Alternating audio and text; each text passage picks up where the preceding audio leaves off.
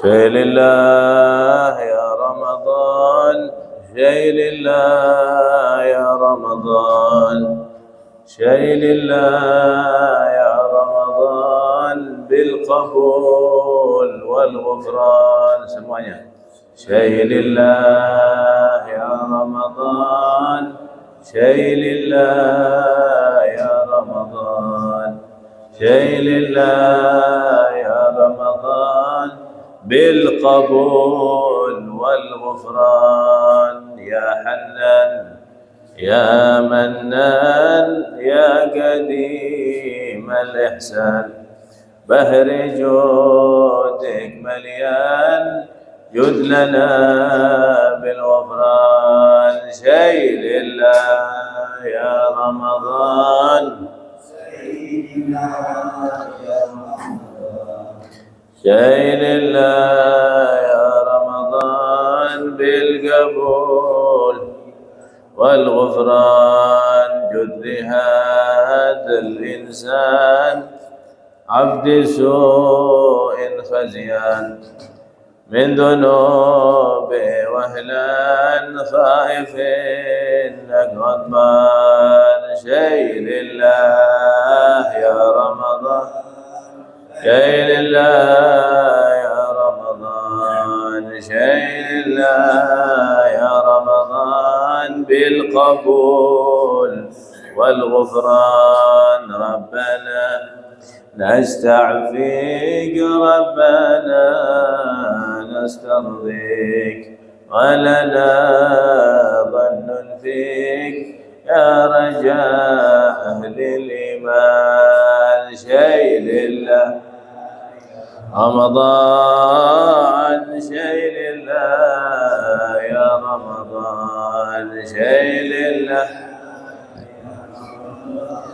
بالقبول والغفران. بالنبي الأمي وخديجة أمي، والبتول الختمي سيدات النسوان. شيء لله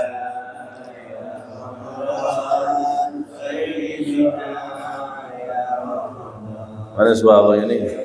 شيء لله يا رمضان بالقبول. الصلاة دائم على النبي بن هاشم، عد من هو قائم في العبادة سهران. شيء لله يا رمضان، شيء لله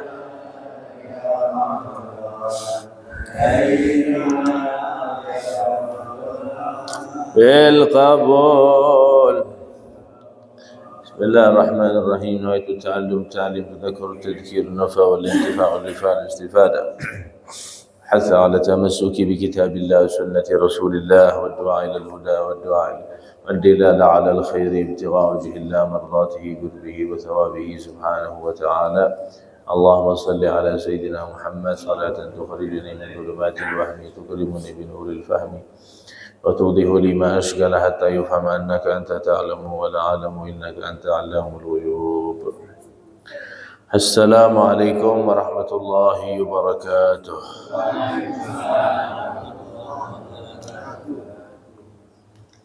الحمد لله والصلاة والسلام على سيدنا رسول الله محمد ابن عبد الله القائم بحقوق الله، ما ضاقت إلا فرجها الله. اللهم صل على سيدنا محمد الفاتح لما أغلق والخاتم لما سبق، ناصر الحق بالحق والهادي إلى صراطك المستقيم، على آله وصحبه حق قدره ومقداره العظيم. أما بعد، سبحانك لا علم لنا إلا ما علمتنا إنك أنت العليم الحكيم، وتب علينا إنك أنت التواب الرحيم.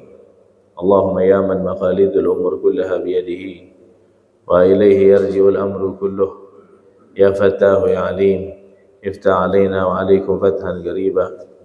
رب اشرح لي صدري ويسر لي أمري واحلل عقدة من لساني يفقه قولي واهد قلبي وسدد لساني بحق النبي صلى الله عليه وسلم وصحبه والآل. ربنا آتنا من لدنك رحمة وهيئ لنا من أمرنا رشدا. رب يسر ولا تعسر، رب يتمم بالخير يا حي يا قيوم. لا إله إلا أنت سبحانك إني كنت من الظالمين. اللهم لا سهل إلا ما جعلته سهلا وأنت تجعل الحزن إذا شئت سهلا والحمد لله رب العالمين. Mana suara ni? Belum sahur ke?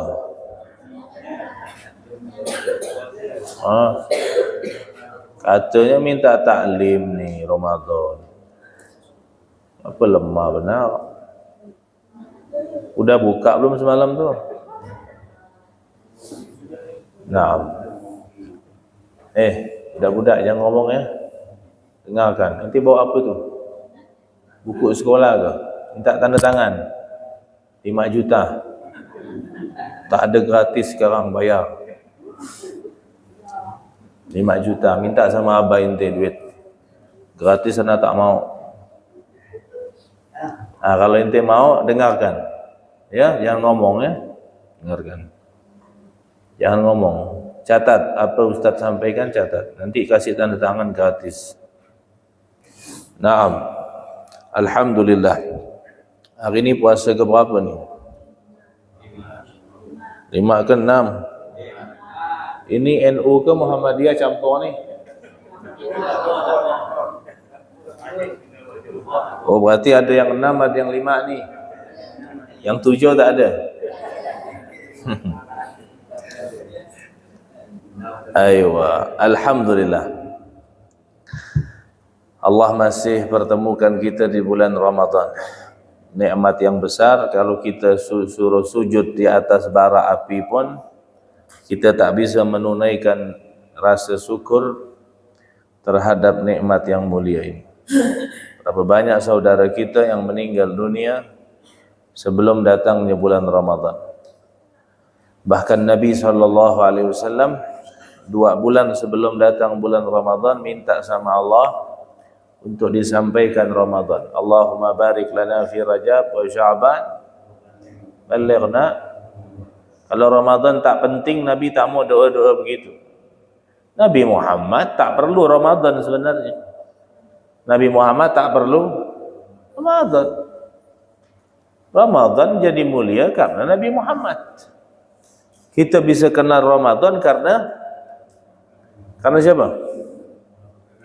Ini tumben-tumben pula ramai ni. Biasa sepi ya masjid ni. Ada murid baru ke apa?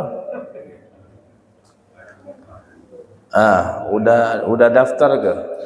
Udah masukkan formulir ke? Mudah-mudahan lah lepas Ramadan ni kayak gini lagi kan nyaman ni. Gimana Pak Asif? Pak Asif tawa-tawa ya. Naam. Kalau puasa Ramadan itu mulia karena Nabi Muhammad. Nabi Muhammad yang menjadikan kita kenal Ramadan. Betul? Makanya sampai ulama berselisih pendapat mana yang lebih mulia, malam Lailatul Qadar apa malam 12 Rabiul Awal. Ulama banyak bilang malam 12 Rabiul Awal. Malam kelahiran Nabi, karena kalau bukan Nabi kita tak kenal Lailatul Qadar. Nabi Muhammad tak butuh Ramadan, tapi beliau 2 bulan sebelum datang Ramadan, bulan Rajab, udah nampak hilal Rajab, beliau berdoa, Allahumma barik lana fi Rajaba wa Sya'bana wa balighna, minta sampaikan di bulan Ramadan. Maka dari itu kita sudah dikasih sama Allah Ramadan ini, jangan sampai kita sia-siakan. Kan anak sering bertanya, setiap tahun anak tanya, kita yang mau masuk Ramadan apa Allah yang mau? Itu kan salah terus jawaban. Padahal dia tiap tahun anak ulang. Ente masuk Ramadan nih, maunya ente apa maunya Allah? Kalau maunya ente, berarti ente bisa pilih tak mau. Bisa tak ente tak mau? Nah, tengoklah tuh lupa gitu. Kalau ente bilang mau kita, berarti kalau orang mau bisa nolak. Bisa tak ente nolak Ramadan? Tak bisa. Allah yang mau, Allah maksa, tapi maksa yang positif. Dipaksa untuk ente masuk surga. Dulu ente ingat tak masih kecil dulu?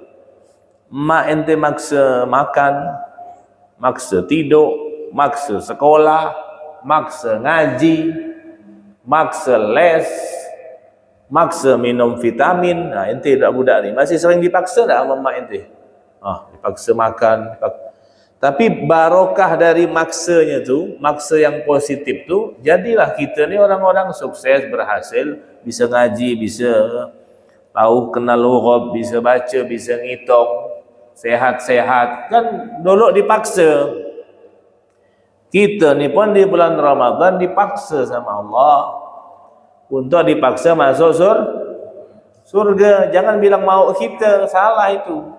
Maunya Allah, Allah maksa kita. Jangan sampai kita ni udah dipaksa untuk masuk surga, kita mau keluar. Tahu tak ciri-ciri orang yang udah dipaksa masuk Ramadan tapi pengen cepat keluar? Tahu tak ciri-cirinya? Tahu tak? Apa? Jauh-jauh hari sebelum Ramadan dia udah ikut arisan kue lapis. Itu tanda orang tak suka Ramadan itu. Dia ngejar lebarannya ya. Betul tak? Coba anda tanya jujur, ada nak yang udah belikan anaknya baju? Ramput ente. Anda tengok di mall tu ramai ya. Udah ente cicil dah sekarang nih, sandal, baju. Jangan nak bohong, batal puasa. Coba tanya, ente udah dibelikan baju lebaran belum? Yang muda siapa? Coba angkat tangan. Yang muda. Apa yang ente dibelikan? Gamis. Yang ente pakai ni bukan untuk lebaran tapi. Yang untuk lebaran dah dibelikan belum? Banyak di rumah. Siapa abah ente ni? Mana abah ente mana? Ada situ tu. Tu. Tengoklah tu tak ada kata dia. Ada, kita ni kejar lebarannya. Dan kata Imam Ghazali mengatakan termasuk dosa besar ya. Termasuk dosa besar di bulan Ramadan kalau ada orang dalam hatinya terbesit saja sedikit rasa pengen puasa cepat habis. Itu dosa besar itu. Dosa besar. Pengen cepat lebaran. Pengen cepat lebaran. Ya kan? Ada yang udah beli kaleng belum? Tengoklah tu. Bual lagi. Siapa yang ikut arisan ni? Kue lapis ada tak? Ikut arisan daging ada? Tangsut gak itu tanda-tanda orang yang udah dipaksa pengen cepat keluar. Ya Allah, umat-umat terdahulu Ramadan ni udah ada, cuman tak ada keistimewaannya kayak bulan-bulan biasa. Khusus umat Nabi Muhammad SAW baru bernilai Ramadan. Sampai Nabi SAW mengatakan Sayyidus Syuhur, rajanya 12 bulan tu Ramadan. Ya kan? Tak ada semua orang antusias masuk Ramadan ini, kecuali orang yang tak paham nilai dan harga daripada bulan Ramadan. Makanya orang kalau masuk Ramadan, yang pertama yang paling penting adalah ma'rifatul qimah. Apa ma'rifatul qimah? Mengetahui nilai harga Ramadan. Anak punya guru Habib Umar bilang, man arafa qadra ma yatlub sahula alaihi ma badal. Orang kalau tahu nilai sesuatu yang dia cari, maka pengorbanan tu akan menjadi mudah bagi dia demi mendapatkan sesuatu yang dia cari. Betul? Orang kalau dah pengen sesuatu dan dia tahu nilainya, dia akan rela ngembun, dia akan rela lembur, dia akan rela, semua pengorbanan akan menjadi mudah kalau dia tahu nilai. Ada budak kecil, kata Imam Ghazali dalam kitab Ihya, mengumpamakan ada anak kecil umur 1 tahun misalkan, atau 2 tahun, masih lucu-lucunya. Suruh pilih duit 20 juta dengan pilih mainan, pilih mana dia? Kenapa dia tak pilih duit? Karena dia tak tahu. Kalau ibu-ibu pilih mana? Pasti. Karena udah tahu nilai. Kalau orang tak tahu nilai, dia biasa-biasa. Ngapa ada orang tak tarawih, beb? Ngapa ada orang tak puasa, beb? Tak tahu nilai. Kalau dia tahu nilai, tak mungkin dia sia-siakan ini. Dan dia akan sabar melawan hawa nafsu, berkorban di tarawih 20 rakaat, sholat tahajud, banyak sedekah, baca Quran. Sabar karena dia tahu nilai. Pengorbanan akan mudah di saat dia mengetahui nilai sesuatu yang akan dia cari. Makanya sebelum Ramadan tuh ngaji, belajar hukum-hukum fadilah-fadilah yang berkaitan tentang Ramadan, biar kita tahu nilai. Kalau udah tahu nilai baru terpancing kita untuk semangat memaksimalkan Ramadan dengan ibadah kepada Allah. Makanya tak heran orang-orang dulu, ulama-ulama terdahulu, 6 bulan sebelum datang Ramadan mereka sudah siap-siap bikin program, apa planningnya di Ramadan, bikin schedule, mau khatam Quran berapa, bacanya kapan, mau sedekah tiap hari ngasih orang buka puasa berapa, kardus air, berapa biji kurma, udah diatur tuh jauh-jauh hari, 6 bulan sebelum pemanasan dah. Udah apa kalau bahasa ancang-ancang tuh, itu bahasa apa tuh? Kalau bahasa orang bersilat tu apa? Kuda-kuda. Udah siap-siap, udah ada planning jauh-jauh hari, 6 bulan sudah siap-siap program apa? Karena kata Imam Ali bin Abi Thalib mengatakan su'ut tadbir yurithu tadmir. Su'ut tadbir sababut tadmir. Jeleknya planning itu akan merusak semuanya. Jadi penentu kita bisa beramal apa tidak di Ramadan ini tergantung niat kita semalam. Niat kita jauh-jauh hari sebelum datang Ramadan. Itulah yang akan terwujud di dalam kita mengisi hari-hari kita di bulan Ramadan, tergantung niat kita kemarin. Karena Ramadan ini kan diibaratkan seperti tamu. Orang kalau tamu datang ke rumah kita, apa yang kita lakukan? Coba ibu-ibu jawab. Kinai. Kalau tamu mau datang ke rumah, apa persiapan kita? Yang pertama, bersih-bersih, rapi-rapi. Tak mungkin kita biarkan rumah kita acak-acakan. Pasti kita bersihkan, kita rapikan, pakai pewangi, dupa yang wangi, dikasih ornamen, ya kan? Biar apa? Biar orang datang ke rumah, orangnya terkesan, orangnya betah, balik orangnya itu senang, kemudian orangnya itu ingin datang lagi karena nengok rumah rapi, bersih, wangi, Masya Allah. Ya kan? Kita bebenah rumah kalau ada tamu mau datang. Ramadan nih tamu mau datang nih Ramadan, dan kita udah datang nih, udah nyambut Ramadan dah. Tamunya sudah kita layani nih 5 hari 6 hari nih. Nah, biasanya tamu tuh datang tak lama, habis dia datang nyampaikan hajat, habis itu balik. Tidak ada tamu lama-lama. Kalaupun nginap minimal sehari 2 hari. Kalau udah sebulan tu bukan tamu nama. Kalau udah lama-lama nginap. Nah, Ramadan maksimal sebulan datang. Lebih dari itu dia akan balik. Datang lagi dia tahun depan. Belum tentu kita bisa nyambut dia lagi. Ya kan? Dia pasti datang. Sebelum kiamat dia datang terus. Kitanya tidak tahu.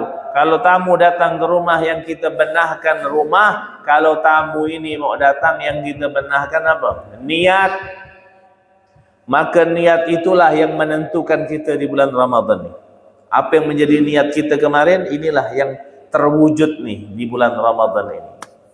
Maka dari itu, kita sudah dipaksa sama Allah untuk masuk bulan Ramadan ini, karena Allah tahu dosa kita masih banyak. Imam Ghazali ditanya, kenapa orang itu dipanjangkan umur? Karena dosa dia masih banyak, maka dia dikasih kesempatan lagi untuk bertobat kepada Allah. Kita ni masih dipanjangkan umur, dikasih Ramadan, kita yakinilah Ramadan ini adalah Ramadan terakhir, supaya kita betul-betul coba andaikan Ramadan ini terakhir, kira-kira ente mau bagus-bagus dah Ramadan ini? Ialah persembahan terakhir, karena tahun depan tak ketemu lagi. Yakinkan begitu. Seperti kata Nabi SAW, kalau kau sholat mau khusyuk, yakini itu sholat terakhir. Jadi kau betul-betul sholat, mau tak main-main, khusyuk, sehingga akan bagus sholatnya. Anggap ini Ramadan terakhir. Jangan merasa panjang umur. Tak boleh terlalu pede. Apa pede? Percaya diri bahwa ente panjang umur. Enggak begitu. Orang kadang sehat-sehat mati. Kemarin tuh Habib Hasan bin Ja'far As-Segaf tuh pimpinan majelis di Jakarta. Tak ada sakit, tak ada apa. Habis sholat malam jadi imam tarawih, pagi sholat subuh, tadarus Quran, sempat tidur sebentar, sholat duha, tumbang. Tak ada sakit, tak ada riwayat ini apa. Kadang orang udah terbaring di rumah sakit, tak mati-mati. Ada orang sehat-sehat, mati. Ada orang tuh kena penyakit gagal ginjal, cuci darah. Setiap satu pekan tuh seminggu 2 kali cuci darah ke Jakarta sana. Yang ngawankan adik dia, 2 tahun cuci darah, pulang balik tiap minggu ke Jakarta. Adiknya ngawankan, adik mati dulu. Adiknya mati dulu. Yang gagal ginjal tak mati-mati. Tengok tuh, yang ngantarkan dia cuci darah yang mati dulu. Jangan terlalu yakin kita panjang umur. Mati ini tak ada pakai urutan huruf ABCD.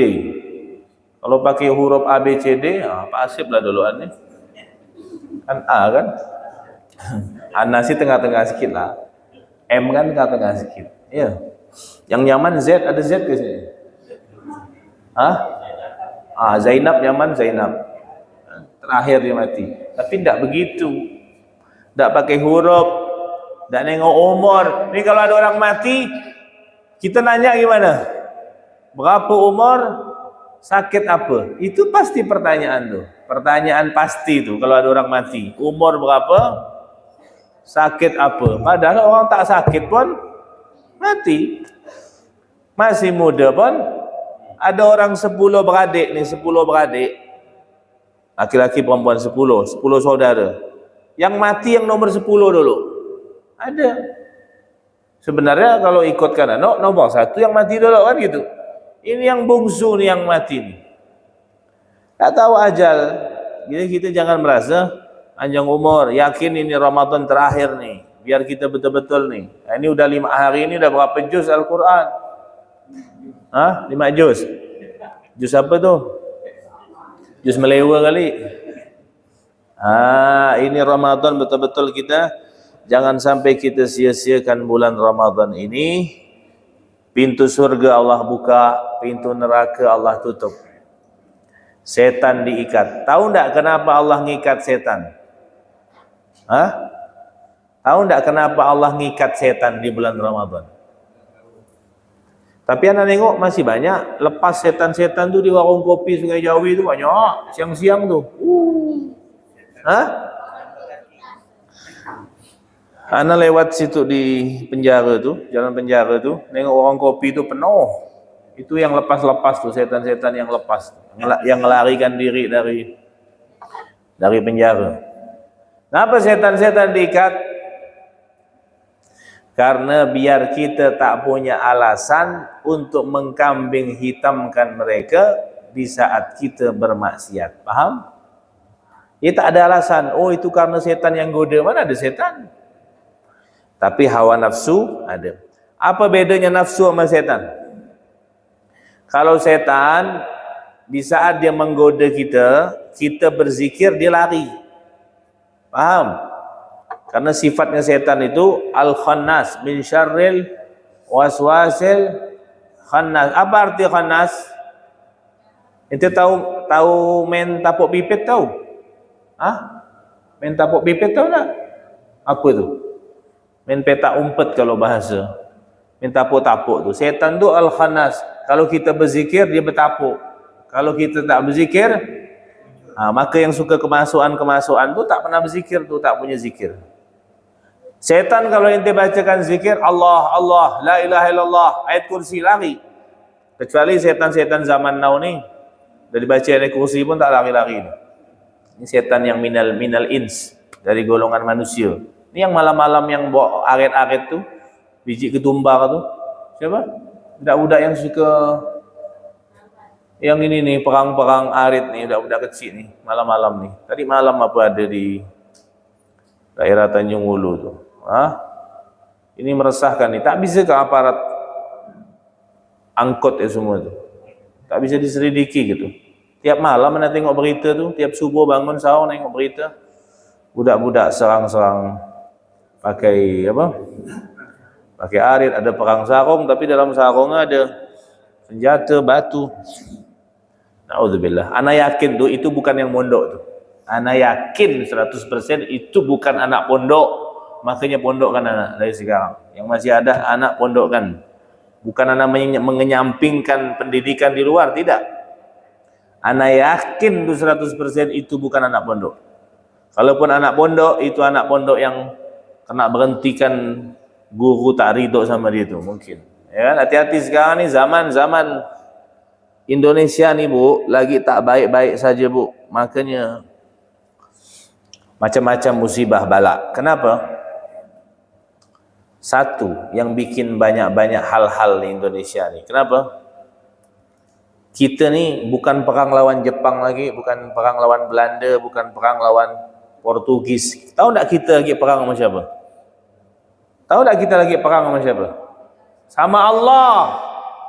Riba, pinjol. Betul? Indonesia ni sedang perang sama Allah. Riba di mana-mana, pungli apa macam-macam lah tu. Betul kan? Betul tak? Orang riba tu sama dengan perang sama Allah.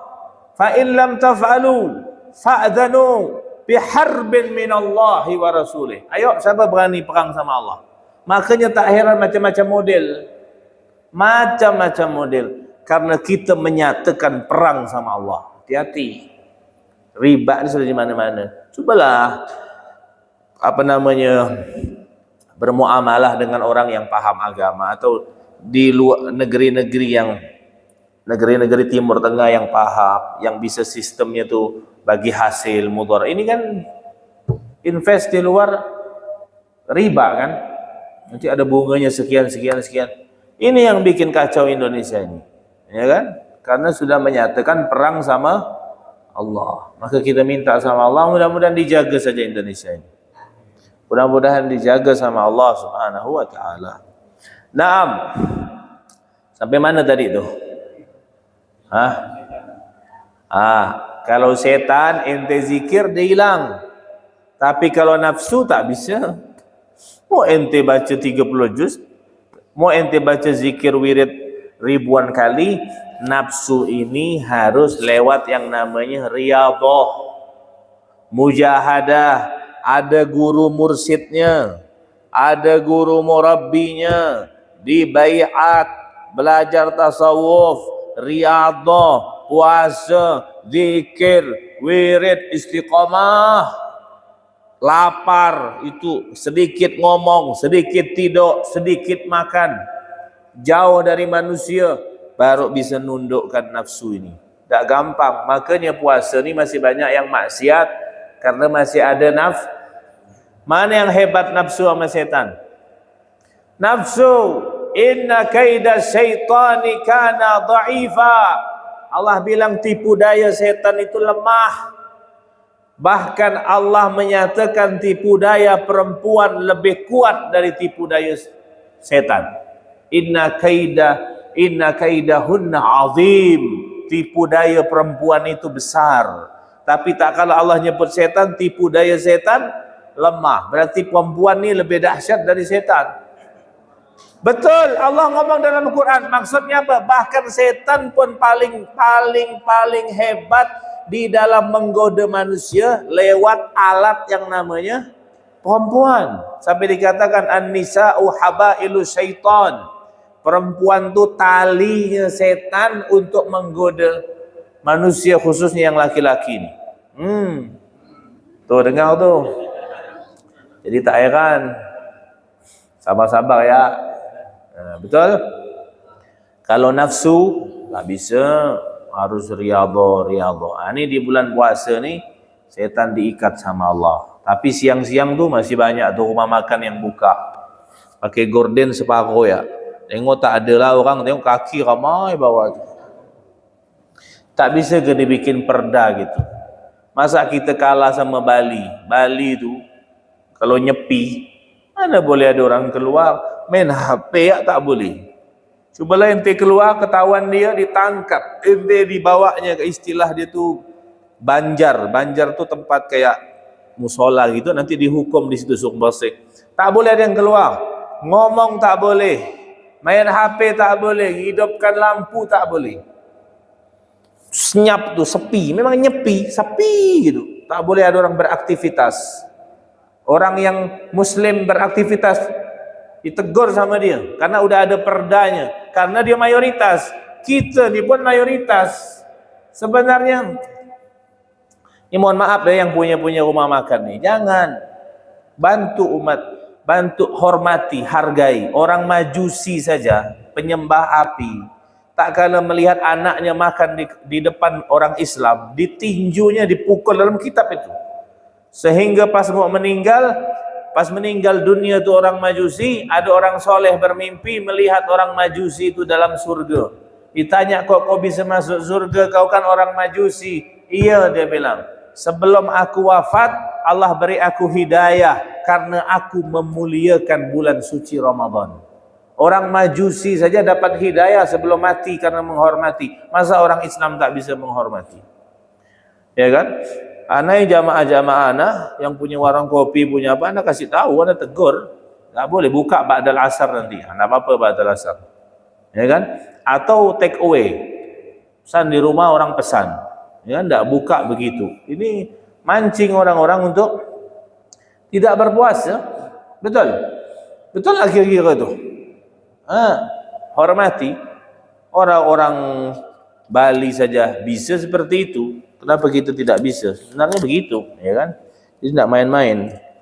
Satpol PP tu rapikan dulu. Kalau ada yang buka, tutup. Tak boleh ada yang buka. Menghormati. Bahkan wanita-wanita saja yang kalau dia haid, dia tetap wajib imsak. Apa imsak? Tak ada makan, tak ada minum. Menghormati. Betul? Bukan berarti dia berhalangan, dia makan, minum. Tak. Kecuali ibu hamil, ibu yang menyusui diperbolehkan. Tapi kalau yang selain itu dia wajib imsak. Imsak itu tidak makan, tidak minum, tetap tidak makan, tidak minum seperti orang berpuasa walaupun dia tak puasa. Tak boleh dia makan seenak-enaknya. Betul? Ini ibadah Ramadan ni, puasa Ramadan ni dah 6 hari kita puasa Ramadan. Mudah-mudahan diterima sama Allah. Kita tidak tahu diterima apa tidak. Yang jelas ibadah Ramadan ini adalah ibadah sirriyah. Ibadah puasa Ramadan ini adalah ibadah sirriyah, ibadah rahasia antara kita sama Allah. Tidak ada yang tahu. Tidak ada yang tahu kita puasa apa tidak. Betul? Karena ibadah ini rahasia, maka ibadah ini gampang untuk kita bohong. Makanya ibadah puasa ni mengajarkan kita jadi orang yang jujur. Karena kalau kita mau bohong gampang. Betul? Kalau orang sholat masih bisa orang sholat tak bisa dibuat-buat. Bisa enggak orang sholat dibuat-buat? Tak bisa. Mau ngadap mana buat-buat? Sholat ngadap mana? Inti mau ngadap sana? Tak bisa. Haji bisa enggak dibuat-buat? Mau haji ke mana? Mau haji ke mana coba? Bikin Ka'bah seorang di rumah? Tak bisa. Zakat dibuat-buat, mau pakai zakat bayar pakai apa? Tak bisa. Kalau puasa bisa dibuat-buat. Nanti puasa nih, balik dari ini, pergilah makan bubur sana. Beli bubur, bungkus, masuk dalam kamar, makan tak ada yang lihat.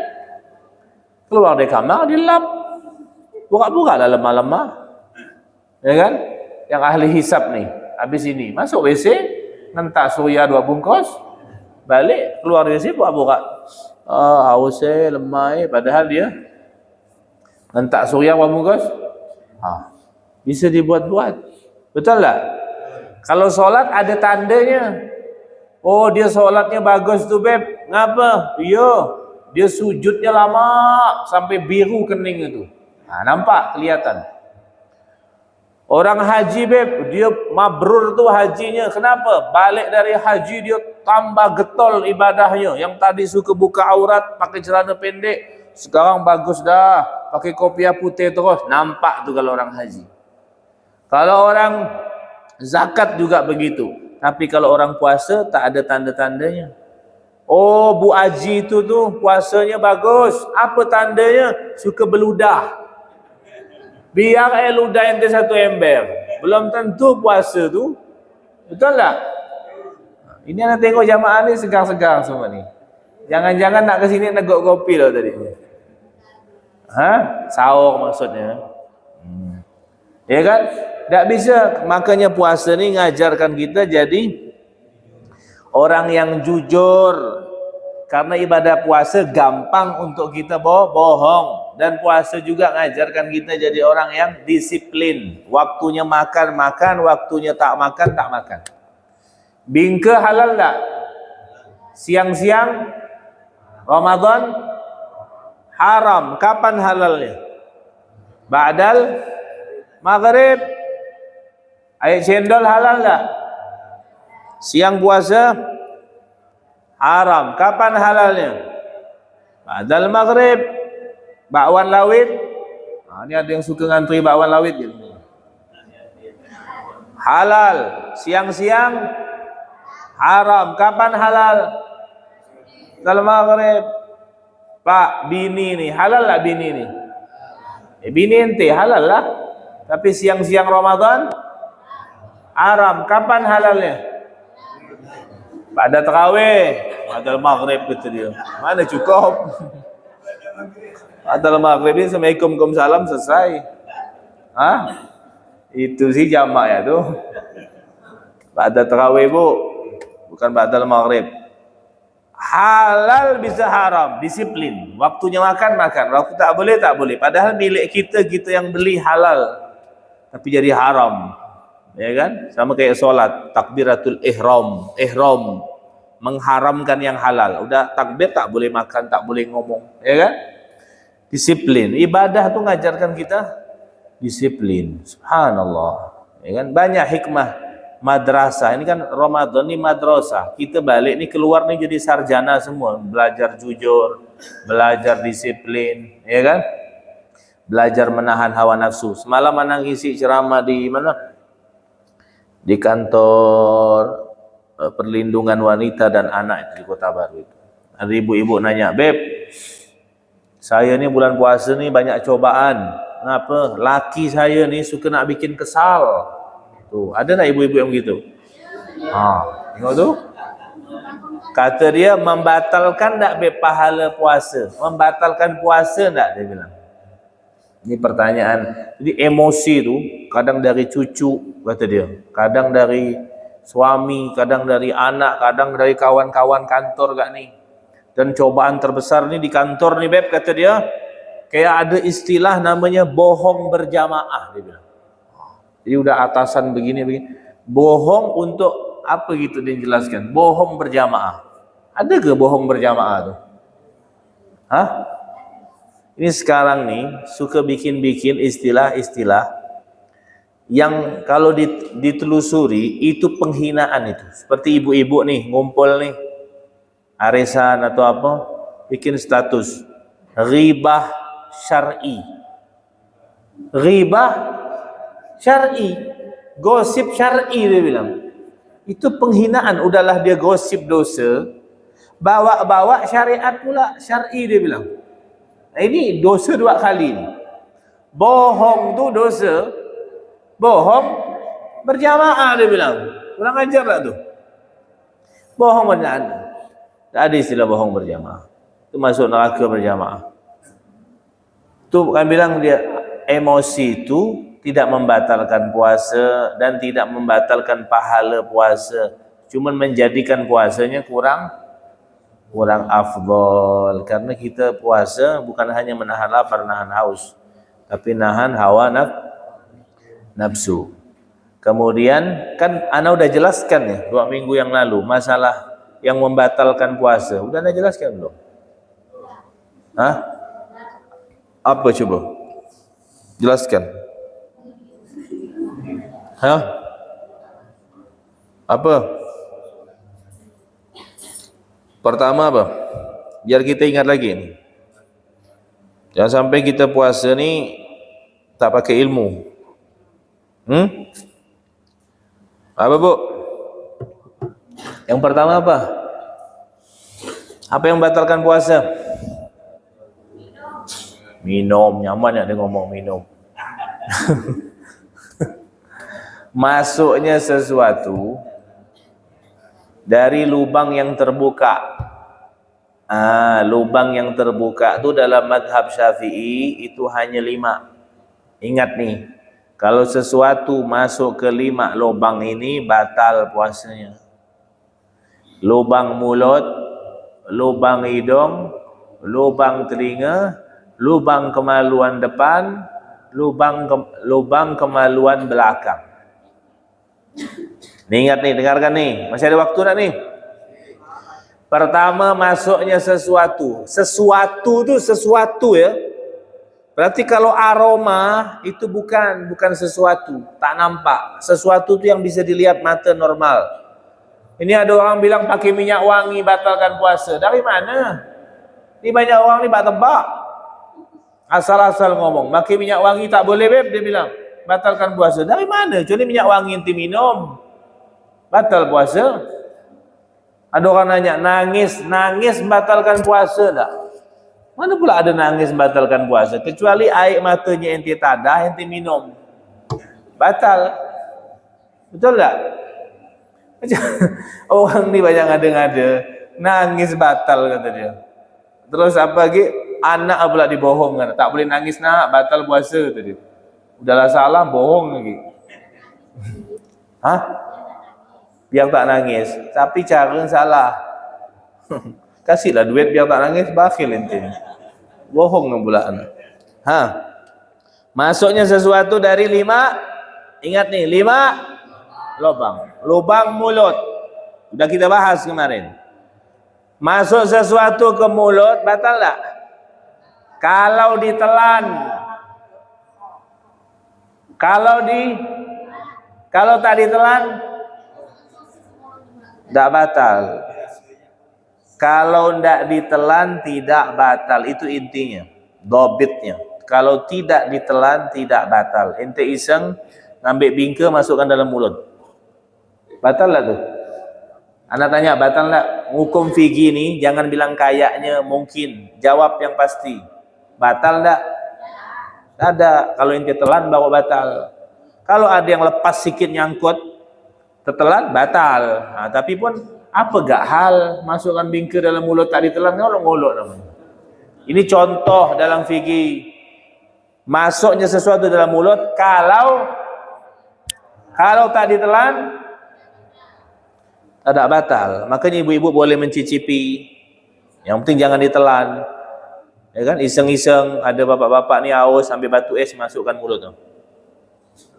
Tapi tak ditelan, batal tak?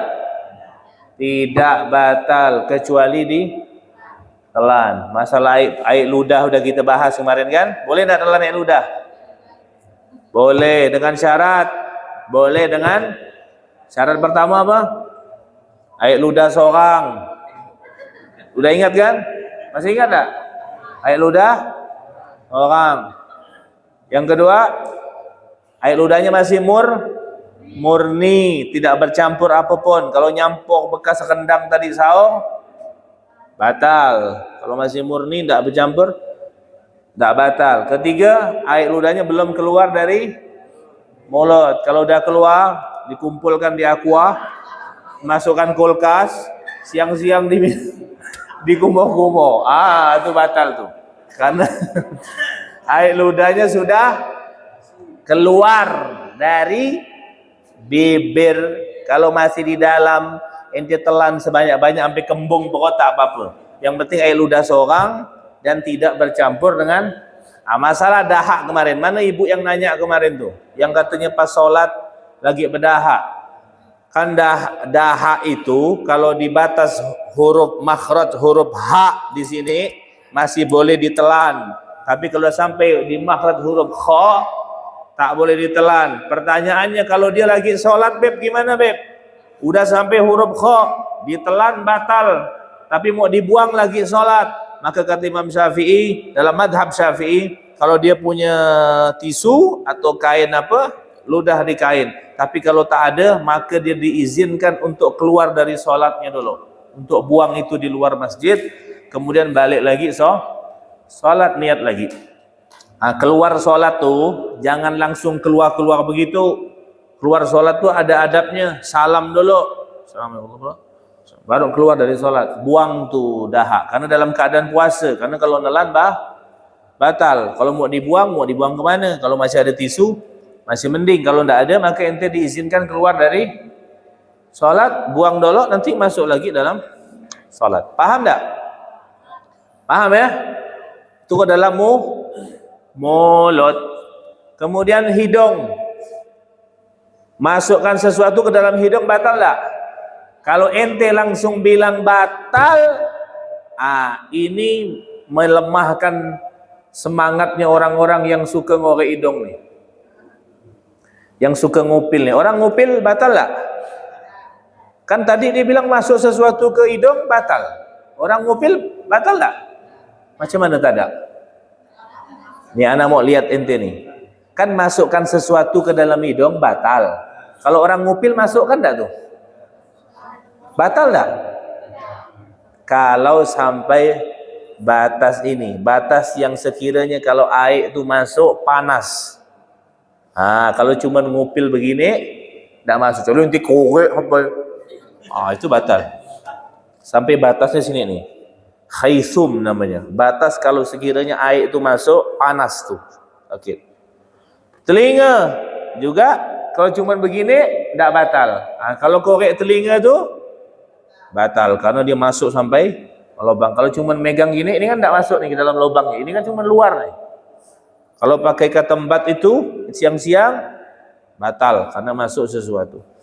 Udah 3 lubang tuh. Kemudian lubang yang keempat, mohon maaf ini majelis mulia ya, jangan dianggap porno atau sebagainya. Kita angkat kemuliaan majelis ini.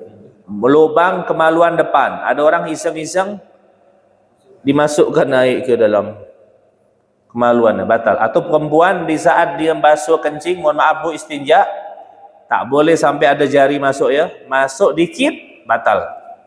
Cukup bersihkan pakai telapak ini, diurut saja. Itu udah di ajaran Nabi, tak perlu ente was-was lagi. Udah bersih dah tuh, ditekan pakai telapak jari, jemari, digeser sedikit masuk batal. Sama kayak laki-laki juga nih, dan perempuan juga, yang lubang yang kelima, lubang kemaluan belakang. Di saat basuh BAB, mohon maaf, jangan sampai ada jari masuk ya. Masuk jari sedikit, batal puasa. Ingat, masuk cukup di luar di permukaannya saja. Kita masukkan dikit, batal. Tidak boleh ada masuk. Cukup di ente bersihkan luar tuh udah bersih itu, udah bersih. Kalau mau lebih aman, Kalau bisa BAB lah puas-puas tu sebelum sahur tu ya. Biar tak anu lagi kan. Tapi kalau memang kebetulan nanti mau BAB, cukup di luarnya saja. Dah boleh. Ini 5 lubang. Masuknya sesuatu ke dalam 5 lubang ini batal. Kalau batal gimana, Beb? Maka dia tetap wajib imsak. Apa imsak? Tak makan, tak minum, menghormati. Tapi puasa dia tidak sah dan dia wajib qadha. Paham tak? Nih, udah jam berapa dah ni? Haus tak ada kopi kan? Yang kedua, muntah dengan sengaja. Muntah dengan sengaja. Kalau tak sengaja, Beb, tidak batal. Tapi ingat, kalau ente muntah, mulut ente berarti najis. Air ludah ente sudah tidak murni. Maka gimana cara mensucikan muntah ni? Bukan dengan beludah. Beludah ente banyak-banyak, belum suci. Gimana sucinya? Ambil air, kumur-kumur, baru suci itu dari najis. Maka ibu-ibu juga yang menyusui anak, kalau anak muntah, jangan langsung disusukan lagi. Najis tu susunya, dia pun najis. Kasih air, kumur-kumur dulu, baru suci. Itu juga kalau kita muntah, yang dewasa ini, bersihkan dulu. Kalau kita belum kumur-kumur, kita telan air ludah kita, batal. Karena air ludah kita kembali kepada tadi itu, udah bercampur sesuatu, bahkan sesuatunya najis lagi. Karena muntah itu kan keluar dari perut, kotoran, najis. Kalau muntah dengan sengaja, batal ya. Dikorek-korek, tak ada kerja gitu. Atau diambil ya bangkai tikus tu dicium. Biar muntah sengaja. Tak boleh itu. Batal puasanya. Kalau muntahnya tak sengaja, tidak batal. Cuma tadi itu, jangan lupa disucikan dengan kumur-kumur. Bukan dengan beludah. Kumur-kumur. Kemudian yang ketiga, bersenggama walaupun tak keluar sperma. Bersenggama nih, masuk kemaluan suami ke kemaluan istri. Kalau ukuran suami, mohon maaf nih, ini majelis mulia, masuk kepala penisnya tok masuk, udah batal puasanya. Kalau perempuan tidak nunggu kepala penis ukurannya, masuk dikit saja punya suami, batal. Kenapa? Karena masuk ke kategori yang tadi, masuknya sesuatu ke dalam lubang itu. Jadi mau masuk dikit pun capalet ya kata orang tuh, batal lah. Tapi kalau suami, kepala, tidak harus sebatang itu, tak perlu, cukup kepala saja. Masuk itu batal. Walau tak keluar sperma, Beb, walau tak keluar sperma, puasanya batal dan hukumannya nanti berat tuh, yang bersenggama dengan sengaja. Yang keempat, mengeluarkan sperma dengan sengaja walaupun tidak bersenggama. Mengeluarkan sperma dengan sengaja, onani atau yang lain sebagainya, baik dengan tangan dia atau tangan istrinya atau siapakah, bebas. Mengeluarkan sperma tanpa bersenggama. Kalau tadi bersenggama walaupun tak keluar sperma. Ini kebalikannya, biar enak ingatnya. Kemudian haid, perempuan haid. Kemudian nifas. Kemudian wiladah. Ibu-ibu tahu haid kan? Ibu-ibu tahu haid enggak? Kalau anak tanya, siap jawab ya. Nifas tahu, wiladah tahu, nanti itu pembahasan. Kemudian melahirkan itu baik yang keluar bayinya hidup ataupun gugur, sama tuh batal puasanya. Dia hamil tua nih, tetap puasa. Maghrib kurang 5 menit melahirkan, batal puasanya. Batal puasanya. Kemudian yang ke-8, hilang akal. Hilang akal ini ada 3. Gila, pingsan, tidur. Kita bahas satu-satu. Gila dulu. Orang kalau gila, walau 1 detik, batal puasanya. Ini kan sahur nih, dia nih puasa nih kayak kita nih kan. Balik keluar dari masjid nih gila nih. 1 detik saja, batal. Habis itu disadar lagi, batal puasanya. Wajib imsak. Sampai maghrib, dikodok nanti. Yang kedua, pingsan. Pingsan ini kebalikannya. Kalau dia sahur nih, dia sahur bagus, pingsan. Tiba-tiba di siang hari jam 12 sadar. Walaupun sadar 1 detik, pingsan lagi, dia dianggap puasa. Sadar nengok matahari, alah panas, pingsan lagi dia. Maka dia dianggap puasa. Kalau pingsan, walaupun dia sadar 1 detik, dia dianggap puasa.